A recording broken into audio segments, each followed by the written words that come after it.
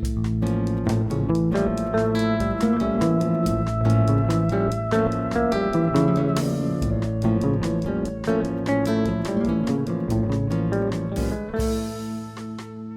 morning, everybody. Welcome to the Cape Cod Technology Council's first Friday.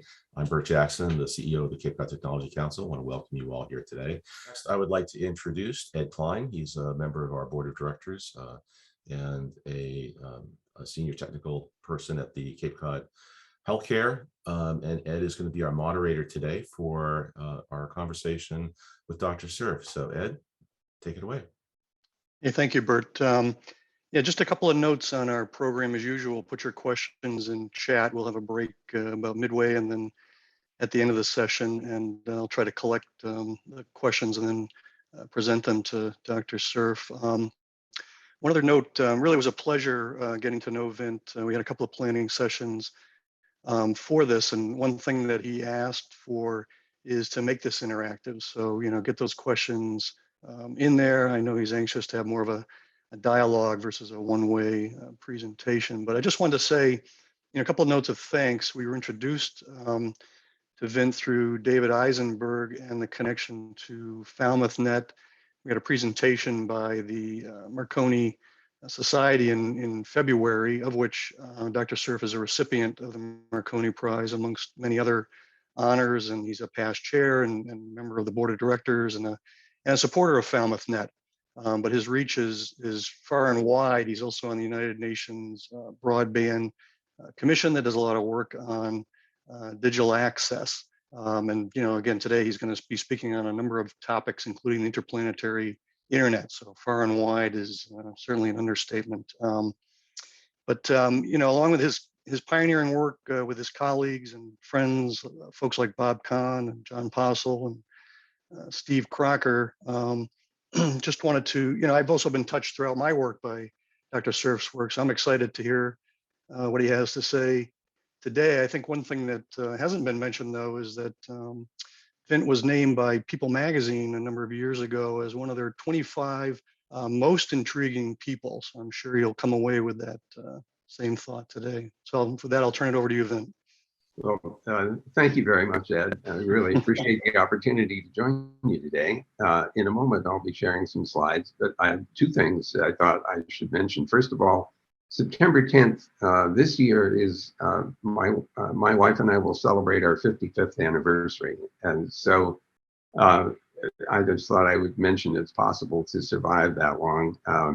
I used to travel 80% of my time, which meant that on average, we'd only been married 1/5 of whatever the actual time duration was, except we've now been at home and not traveling for almost a year and a half, and we're still married. So that just tells us that it was actually worked okay. The second thing I was going to mention is that Steve Crocker is a Cape Cod fan. I think his family has an aggregate of 3 homes in the Cape Cod area. So he's been a dear friend of mine for many, many years.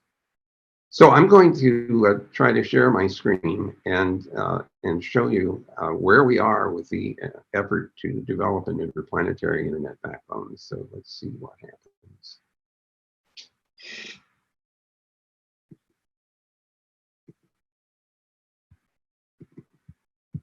There. And let me ask, can you hear me, and can you confirm that you see the screens on the slide? We can hear you, Vint, and we can see the screens. All looks good. Okay, that's great. So this is really about a solar system internet, and I'll give you a sort of a background to where we are here. This just takes you back to 1977 when we were testing the original internet design.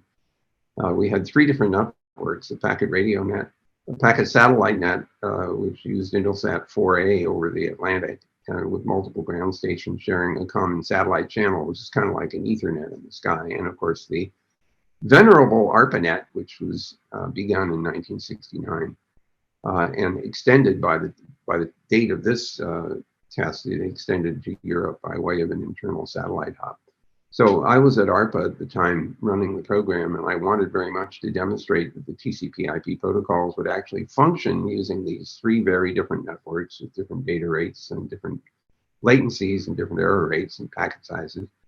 And so this was a very important day in this evolution from my point of view. Then, of course, many years go by, and we get the internet that looks like this. And for some of you who may have seen this image before, it's actually a 20-year-old image from Lucent Technologies, but it serves to illustrate what's going on in the internet. This is a map which was generated by looking at the global forwarding table, the so-called BGP forwarding table. And each color just represents a different network, which is part of the network of networks that makes up the internet.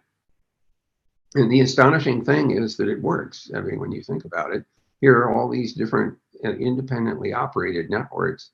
They each pick which hardware they're going to use, which software they're going to use. They'll decide to negotiate terms and conditions for interconnection on a pairwise basis. And sometimes they have payments that go back and forth, or settlements. And sometimes, in fact, 80% of the time, it's just a settlement-free handshake, not even a contract.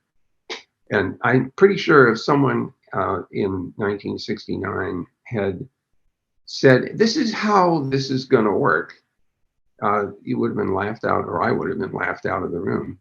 And I really didn't anticipate that it would work this way, but it has, and it's pretty astonishing. And so that has guided some of the thinking about an interplanetary extension. So let's have a look. Some of you will remember that we had two successful Viking landers on the moon, I'm sorry, on Mars in 1976. And after that successful landing, nothing worked for about 20 years until in 1997, the Pathfinder mission arrived on Mars, and it had a little mobile robot called Sojourner. And that successful mission was the first time that we've been able to get back to Mars in a useful way. So the following March, I flew out to Los Angeles to meet with a team at the Jet Propulsion Laboratory. Our first conversations were about what should we be doing in 1998 in preparation for what we might need to have in place 25 years later. So we were, as you will recall, we had successful new landings after the 1997 Sojourner. In 2004, Spirit and Opportunity landed successfully in January. And then later, other missions like Curiosity in 2012 were very successful. And there have been many others. And in fact, when we were meeting to debate what should we be preparing for, we started out thinking that we could just use the TCP/IP protocols because they worked okay on Earth. So why wouldn't they work on Mars? And they probably would work on Mars perfectly well. But we started doing the math for what the speed of light delivers, and it turns out it's too slow. It takes 7 minutes to do a round trip to Mars from Earth at light speed. And because we're in separate orbits and our distances vary as a function of where we are in our respective orbits, it could take as much as 40 minutes for a round trip signal to go to Mars and come back. Well, so with round trip times on the order of 70 to 40 minutes, several things don't work. Flow control in particular doesn't work because in the internet design, the TCP flow control is really simple. Basically, you just send a note to the other guy saying, I'm running out of room, stop sending until I give you permission to send some more. But if it takes 20 minutes before the other guy hears you say that, then for that whole 20-minute period, the guy's blasting away at full speed. And of course, you can have no place to store the data, so it gets lost. So that doesn't work very well. There's also another little problem. The planets are rotating, and we don't know how to stop that. And as a result, connectivity changes and breaks, from time to time because of planetary motion. Same problem with orbiting satellites. And so we have a variably delayed and disrupted environment. And then the other thing that turned up, when we looked at DNS, the domain name system, you remember the way this works is you take a string like www.google.com, and you look it up in the domain name system, and you get back a numerical address, and that's what you use to open up TCP connections or UDP connections. Well, imagine you're on Mars, and you're trying to look up a domain name, and it could take anywhere from 7 to 40 minutes to get an answer back in the best case. And by the time you get the IP address of the answer, it could be that the target is in motion that has connected to a different radio network with a different IP address. So DNS isn't going to work very well either with these kinds of huge potential delays. So we said, all right, we have a variably delayed and disrupted environment. We need to design a network which is capable of tolerating the delay and the disruption. We call those, not surprisingly, delay and disruption tolerant networking. We started work on what is now called the bundle protocol, which is pretty much occupies the same place in a protocol architecture stack as the IP layer does in the internet. The internet protocol layer is sort of the postcard layer. And that's what the bundle protocol does.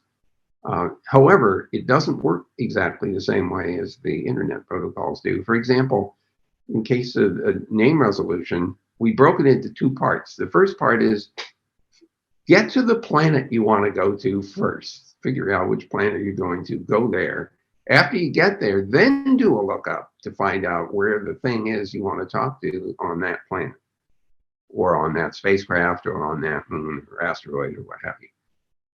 The other thing which is really interesting and very different from the internet is that let's suppose that you're on Earth, you're trying to transmit something to Jupiter, and you're going to go by way of a relay to Mars.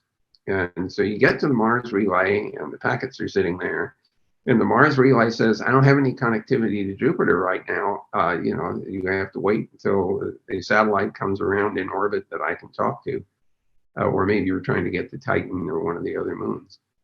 And you have to wait. So the question is, what do you do with the data that landed at Mars? In the internet world, basically, if there is no forward link available, the routers throw the data away and rely on end-to-end retransmission. And in a relatively low latency environment, that's mostly okay.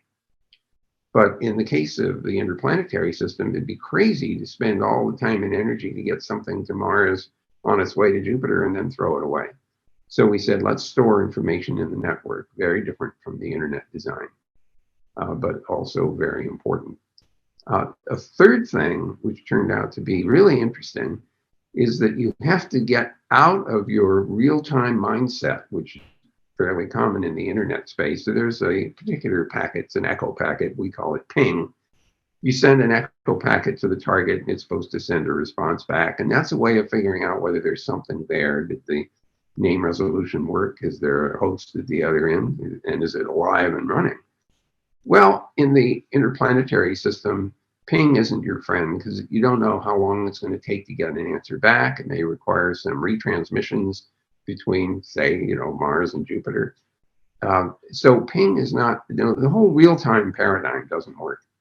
So we've had to rethink how network management works in a non-real-time environment. That's been an experience. And finally, when I was working with this team at the time, this is way back in 1998, the one thing I insisted on is avoiding if at all possible, a headline reading 15-year-old takes over MarsNet.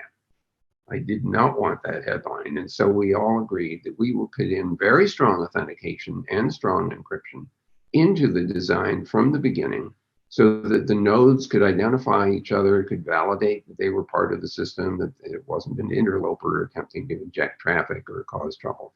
So we build in very strong security measures into this architecture. Then we began prototyping with a small team of people, and we went through a number of different iterations. And while we were in the process of developing the bundle protocol, the Spirit and Opportunity landers arrive, and the first thing that happens is that they try to transmit data back to Earth, and it's going to be direct from the surface of Mars to the deep space network. on Earth, which consists of 3 70-meter dishes at 3 different places on the planet. And the data rate from the direct-to-Earth pass was going to be a blazing 28.5 kilobits a second, which left the scientists a little grumpy. But we said that was the best we could do in the direct-to-Earth path. Well, we turned on the radios and they overheated.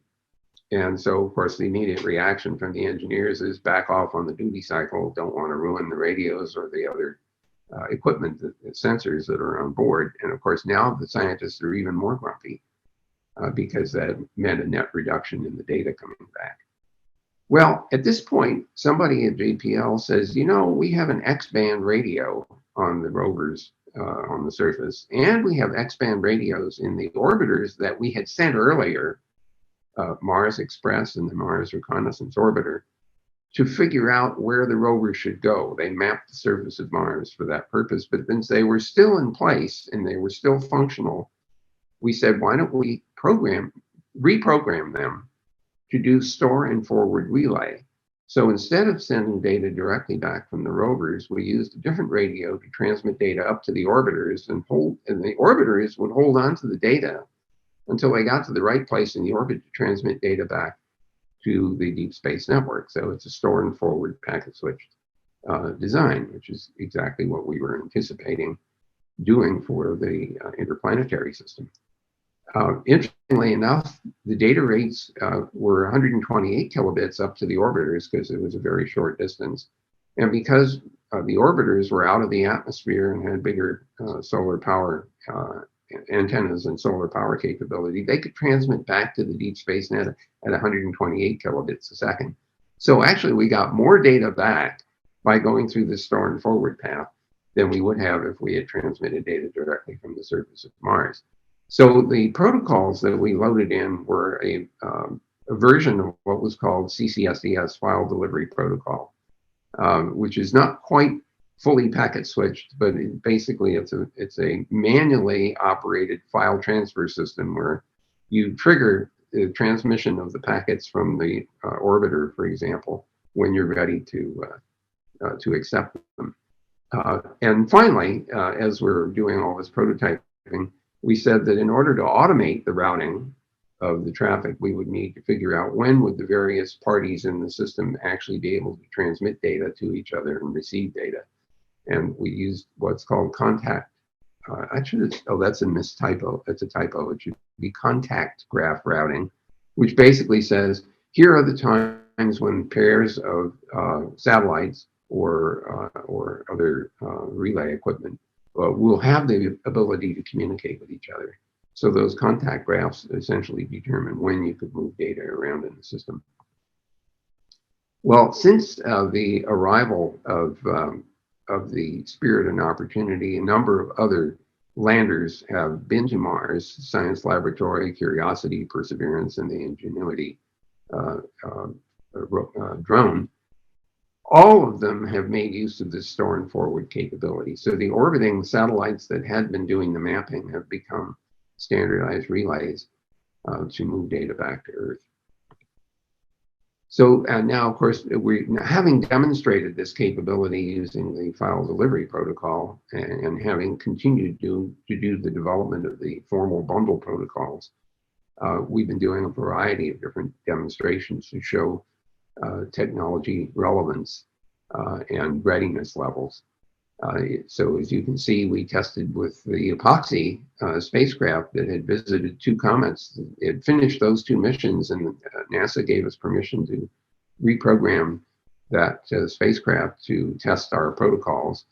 Then we also put these protocols on board some laptops on the International Space Station, and it's now in use on a regular basis, these new protocols, for crew communications to back to Earth, and also for some laboratory applications. It's not being used for the operation of the International Space Station, but it is being used for crew communications. ESA, the European Space Agency, did a really interesting demonstration that these protocols, which are designed to deal with large latencies and so on, could also be used in real-time applications if the actual delays were low. And so they had one of the crew of the International Space Station steering a little rover around in Germany using the interplanetary protocols in real time. And that was an important thing to demonstrate that the protocols would work not only in a high latency environment, but also would work very well for real-time kinds of applications. This is sort of simulating what it might be like if we had an astronaut in orbit around Mars and steering a robot on the surface. Then we decided we should also test for high capacity. So there was a spacecraft that was orbiting the moon with a laser transceiver on board. And we were able to demonstrate that the protocols would work at 622 megabits a second during this laser communications demonstration. So we were increasingly persuaded that we had a set of protocols that could operate over quite a wide range of parametric conditions. We also began testing of implementations of the protocols between other space agencies, NASA and JAXA in particular, in 2013, and that collaboration has continued for the succeeding 8 years. We also started doing standardization of the protocols in the Internet Engineering Task Force, both Bundle Protocol version 6 and now Protocol version 7. So those have become standardized not only in the Consultative Committee on Space Data Systems, but also in the Internet Engineering Task Force. We've also developed some additional protocols for lower layer transmission, for example, the Licklider transmission protocol, which is a link layer system for point-to-point communication. And since 2008, we've been working with the University of Luleå on a project to use the protocols in order to track the Sami reindeer, the Sami have been up in northern Sweden and other parts of Scandinavia for probably 8,000 years or so. And they decided that the university decided it would help us test these delay and disruption tolerant protocols by hanging locators around the necks of the reindeer and then allowing the reindeer to be relays for each other as they wandered around in their pastures. And so that test has been going on just to show that the system will work not only with pre-computed orbital contact, but also with what we'll call opportunistic relay of the signals. The university, technical university in Braunschweig put together some implementations on Android for experimental purposes. And at the moment, NASA, ESA, JAXA, and CARI, the Korean Space Agency, are working on deployment activities in order to build up confidence that the protocols will serve as we try to return to the moon and go on to Mars. We've just recently, in the past several months, put the ION version, which was developed at JPL, the ION version of the bundle protocols, developed at JPL. We put them onto Google Cloud, Azure, and AWS servers. So now we're in a position to test it more at scale, the ION version of the bundle protocol. It's all open source, and right now it's on SourceForge, and I think we're moving it to GitLab. Two of the particular implementations, the IBR DTN version from Braunschweig and also the ION version from JPL at NASA. There's an Interplanetary Network Special Interest Group, which I serve on the board, and it has released a report recently, which I'll give you a link to, describing what a scenario might look like for the actual implementation of an interplanetary backbone network in order to serve manned and robotic space exploration. And we're also very interested in demonstrating operation at scale. So we have a series of terrestrial activities that we are going to unroll this year and next year to achieve that objective. So this report, by the way, these slides will be available to you. I'll make sure that they get to the team up at Cape Cod. This report has been distributed since last month or so, the end of August, I believe. And it summarizes our going in notions for how this interplanetary backbone network might evolve, eventually involving not only academia and the space agencies, but also the private sector. And I think all of you, I'm sure, are well aware of the increased role of the private sector in space exploration, thanks to Blue Origin and SpaceX, among others. So we are anticipating in this report that this will involve a eventual commercialization of a lot of space-based activities. So we're trying to anticipate that. And this sort of the evolution we think of starts out with the government and space agencies building a backbone for purposes of space exploration. But then in the midterm, maybe in a 30-year period or so, we might see a commercial backbone, continued space agency work, and maybe even an distinct academic network. And then finally, 100 years from now, most of the interplanetary communication will probably be served by commercial services, just as we see that with the internet today, although there might still be some residual government and academic space networks that are for specific research purposes. So that's sort of the general way in which we imagine this evolving over time. And now, of course, having got to the point where we think we see what the rollout looks like for interplanetary communication, the next obvious question is, what about interstellar? So I got all excited about that and went to Lincoln Laboratory and said, okay, if I wanted to get a mission to, say, Alpha Centauri or Proxima Centauri, what would it take to get there in a reasonable amount of time, and what will it take to transmit information back about what's been found there? So there was a report that was actually a lecture given by one of the Lincoln Labs guys, and this link will take you to the actual lecture that was recorded by the Interplanetary Network Special Interest Group. I urge you, if you have any interest at all in figuring out what it's going to take to visit the nearby star, to watch the lecture. It's about an hour long. And it is so disappointing because it turns out that we're about 53 dB away from being able to pull this off. The first problem is propulsion. How do we get there in a reasonable amount of time? With the current engines that we have, it would take 76,000 years to get there. I mean, it's only 4.3 light years, but when you do the math, it's 26 trillion miles.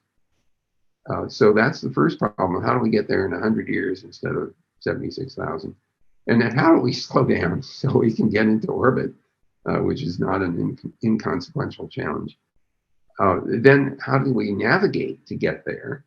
Because the mid-course correction tricks that we do today for interplanetary navigation are work only because the latencies are relatively small. If we're talking hours, minutes to hours of latency for mid-course correction, that's not too bad. But imagine that you're a spacecraft on its way to Alpha Centauri, and you're a light year away. So it takes a year to get a signal to the spacecraft, and it takes another year to get a response back. That's not very real-time interaction at all. And so it's not clear that that kind of navigation will cut it. So we've been looking at other kinds of possibilities, including using pulsars, for example, whose positioning will not change very much over the course of 100 years, as seen from where we would be, even as seen from the spacecraft, even going on its way to Alpha Centauri. So that's one possibility. And there are some interesting new clocks that are being designed, atomic clocks that could be carried on board for precision. So anyway, I recommend that you have a look at this if you're interested. And then finally, that is the end of my show. So let me stop sharing if I can figure out how to do that. That's funny. Oh, have I stopped sharing? You did. You did, Vint. You managed to do it. Very good. All right. So, wow. You have to learn how to use about a dozen of these different things, and they all have slightly different user interfaces. So anyway, that's the story of the interplanetary state of affairs. We're pretty excited about it at IPN SIG. You're all invited to join the organization if you want to. It doesn't cost a thing, so you might find that interesting. So Ed, I'll go back to you now, and we'll see whether there are some questions that people would like to pursue. That's great. Really just wonderful presentation, Vint. Thank you again. I did want to give a shout out to, we have some folks from Pembroke High School who joined us, which is in southeastern Massachusetts. And knowing that a number of your colleagues, Vint, and the early pioneering days of the internet, you met in high school, I'd tell those students the usual story: look to your left, look to your right. Someday one of you could be involved in things like the Interplanetary Internet. That's, let me just tell you one life lesson. Don't drive your friends away, because you never know as you get older where they're going to end up. Some of them will turn out to be doing really cool stuff, and you want to be part of that. And I've lived in Washington, in this area, DC, for 45 years now. And one thing I learned right away is don't burn any bridges. You never know when you might end up having to work either for someone, or they might have to work for you, or you might have to work with them in some later incarnation. So do your best to be civil and friendly with everybody. Excellent advice. And I think also the high school students were disappointed about your statements about increased authentication and protection against 15-year-olds taking over the system. But I'm sure they'll be working on it. Listen, you're welcome to have a hack at it, but I'd much rather have you come and help us get the thing to work. There we go. Very good. So we do have some questions, sir. First one up is, are there other countries, this is from George Vaughn, are there other countries that are developing competing or complementary approaches to interplanetary communication? So the answer is almost certainly yes. I imagine the Chinese have done whatever the heck they want to do with their own systems. They've landed on the moon, and they are, I'm sure, on their way to Mars. They've landed on Mars as well. And I don't know if they're using the protocols that we've developed, although we made them available freely. However, the Consultative Committee on Space Data Systems is made up of all the spacefaring nations, and they have adopted and standardized the bundle protocols and related glider transmission protocol. So I don't believe that there is a competition exactly. It's not in the way of the historical competition between the TCPIP protocols and the OSI protocols way back in the 70s, late 70s. All the way up to the early 90s. So I don't see this as a competitive opportunity as much as I see this as a collaborative one. And the reason that's so important is that in the end, I truly hope, as do my colleagues, that all of the spacefaring nations will decide they want to help each other build a robust communication system by allowing their various spacecraft to support each other. And you can't do that unless you have standard protocols that allow for interworking, for the same reason that the internet works, because everybody has decided to adopt the TCPIP protocols for that same reason. So we're hoping that that will be the mantra of the interplanetary exploration as time goes on. Very good. Thank you, Vin. One other policy question, then we've got a couple technical questions, so I'll get our pencils out. How is this work funded? I know that's a broad question, but I think the question's around the recent projects. Yeah, it's a very good question. Most of this work has been funded by the space agencies themselves. So ESA and JAXA and CARI and NASA have all groups that are working on the protocols.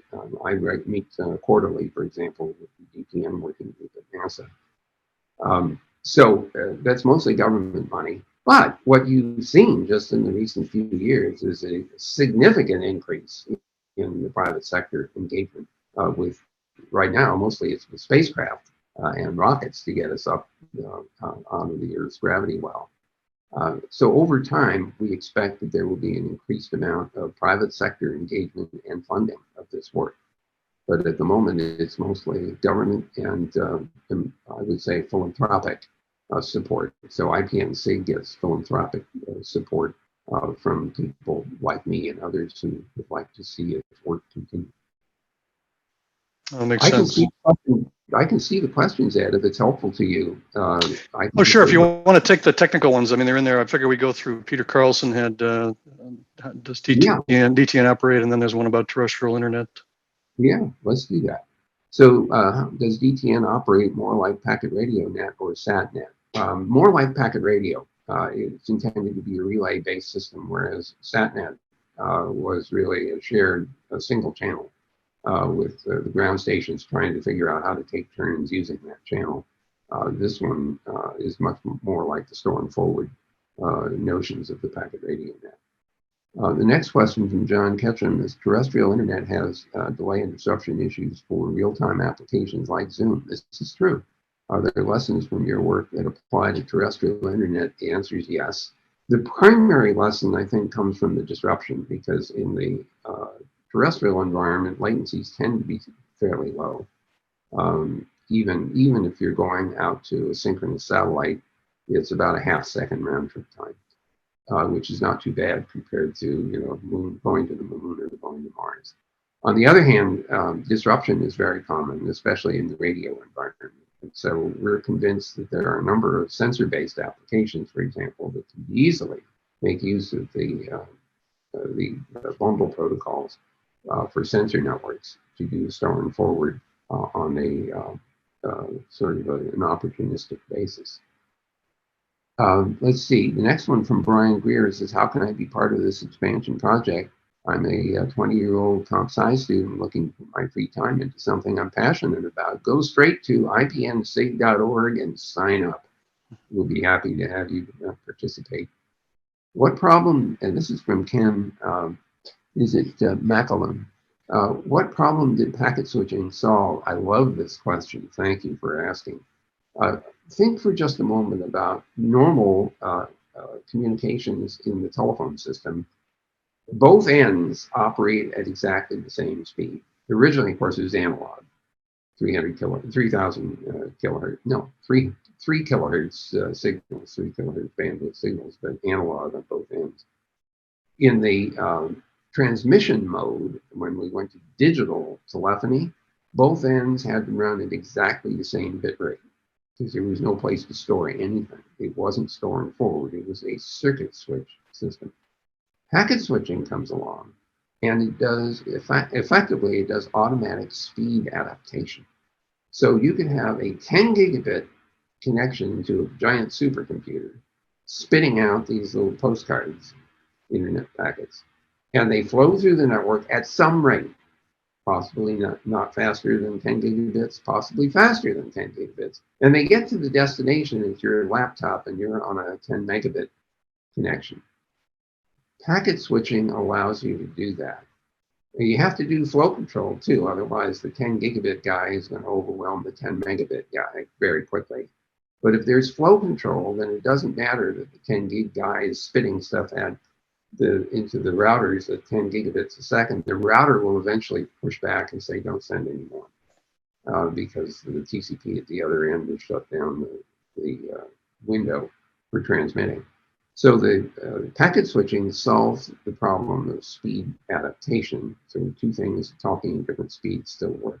The second thing that packet switching does is allow for recovery from failure, because if you lose a packet, you don't get an echo for it, you can retransmit it. The other end doesn't get confused about duplicates and things like that, because the TCP protocol takes care of it. So packet switching turned out to be a powerful, powerful technique for dealing with a lot of communication systems that had heterogeneous parameters.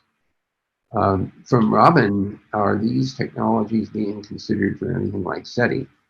Well, this is in the area of your hobby, the science fiction area. Yeah. Well, everybody knows that SETI stood for Search for Extraterrestrial Intelligence. I remember thinking, oh, that's a good thing. We didn't find any intelligence here on Earth, so we're looking outside to see if we can find any in the rest of the universe. There has been some speculation about transmitting, rather than just listening. Some people are saying that's a dumb idea because if anybody's advanced enough to get the signal, will come here and decide either to destroy us or something.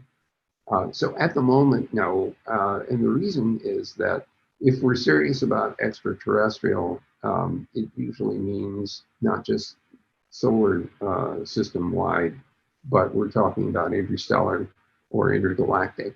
And as I mentioned in the earlier comments, even the interstellar problem is super hard we don't know whether the bundle protocols would actually work well for an interstellar operation, but we have to think about that.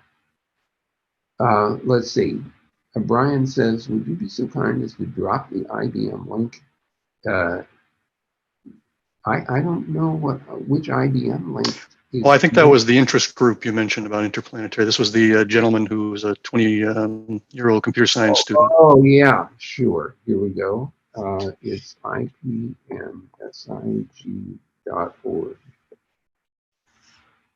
And, well, it was IPN, not IBM. Okay, got it. So that's where to go if you'd like to get involved. You have to also find all these presentations and things like that available. That's great.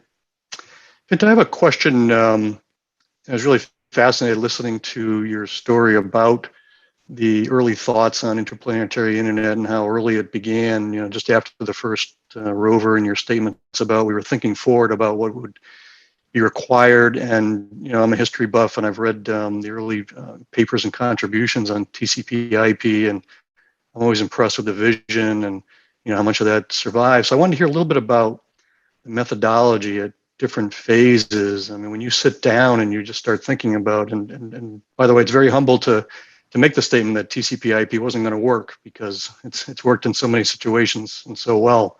So I want to hear a little bit about your methodology as you progressed, through that work, and maybe help some of the students we have on the line today. I'm very pragmatic, although my degree is in computer science, I think of myself as an engineer, and engineers like to make things that work. So my whole focus is get something to work. And that was true for the internet, certainly, and the predecessor ARPANET proved for this interplanetary thing as well. So the first thing, I guess, is that you have to decide, okay, what is it, and what's the short description of what it is you want to do. And the shorter that description can be, the easier it will be for everyone to grasp what the intent is. So interplanetary internet, that's pretty easy for anyone who's familiar with the internet. They can understand what it is we're getting at. We want a network that spans the solar system and does kind of the same thing that the internet does for Earth. So that's important, because once you get that image in your head, you can ask yourself, is what I am doing getting us closer to that goal? And the second thing it does is, by reasoning by analogy, how do I make it behave kind of like the way the terrestrial system does? It's reliable, data gets sequenced, lost data gets recovered, it's automatic. You don't have to fiddle with a lot of the details, because the system calculates where things are and when things can be transmitted. So having a fairly good cartoon model in your head about what it is you're trying to do, which is close enough to reality so that if you reason about the cartoon model, you'll get reasonable answers that would apply to the actual system. Those are things that I hang on to. I do a lot of whiteboard sketches of the pieces of the system that I'm trying to build. I did this with the MCI mail system. The thing I relied on was being able to draw a picture of all of the primary components of that system on a single sheet of paper at sufficient resolution, not just one big box saying system. But if I could break it up into parts and ask questions like, okay, what has to go between these two parts? By what protocol and what content and so on. Then having in your head what that system architecture is super helpful when somebody comes running up and they say, I want to change this box and the way it works. And you can say, okay, and you get out your sheet of paper and you say, okay, if you fiddle with this, who else is affected? And what will happen to them? What will they have to do to accommodate what you want to do? It's, systems engineers need these kinds of models to reason from. And for me, having the gestalt ability to say, oh, I know what's going to happen if you do that, is super helpful. So for me, those are tactics. But let me tell you one life lesson here. If you want to do anything really big, learn how to sell your ideas, because you won't be able to do the whole thing on your own. And so I learned early on, just like Tom Sawyer and his painting the fence and trying to get the other guys to go help him. And he says, here's an apple core. What a sales pitch that was. Have always tried to get people excited about what I want to do. So they help me. And I've been so lucky over the course of now 45-year career that so many people have gotten excited about the things that I want to do that we've actually together managed to accomplish them. That's a wonderful summary and great guidance. I think we'll still have Dale for our marketing tips, but that's certainly a great tip of the day. And I can see that methodology in your early work. I know the original TCPIP papers referenced analogies in the postal system as an example. I'm glad that you don't have to refer to that. You now have the internet as your basis as an analogy. Although I have to admit to you that we did not think about the postal analogy until long after the system was built. And then I was trying to explain to someone, how the hell does this work? Oh. And I need something that they're familiar with. So they kind of hang on to that. But their reasoning will be not too far off the mark when you're asking, how does this actually work? And so the postal system is actually quite a good model. It's just that the post office runs about 100 million times slower. Maybe it is a good model for the Interplanetary Internet delays and disruptions. Yes, I come to think of it. Well, I see that we're losing a couple of folks because it's time to go to school. But I really appreciate the opportunity to join you this morning. Thanks so much for that. I'll make sure that you get a copy of the slides. Thank you. You anticipated my next question, sir, which was there any closing words you wanted to wrap up with? But that's it. Okay. Thank you so much. We really appreciate it. It's been wonderful having you and really enjoyable and a lot of fun. And so thanks again. And I'll just turn it over to Bert for closing words. Sure. Thank you, Ed. Thank you, Dr. Cerf. This was highly fascinating, and I think a lot of folks are going to be poring over the video and your slides after the fact to parse out some of the things that we said. There was a lot of information there, so thank you again very much. It was a pleasure and honor to have you. Thank you so much for spending your Friday morning with us. So, well, I'm looking forward to a chance to meet you all face to face up in Cape Cod someday. Yes, that would be fun. You have an open invitation. Absolutely, we'd love to have you. Good. In the meantime, I'll see you on the net. There we go.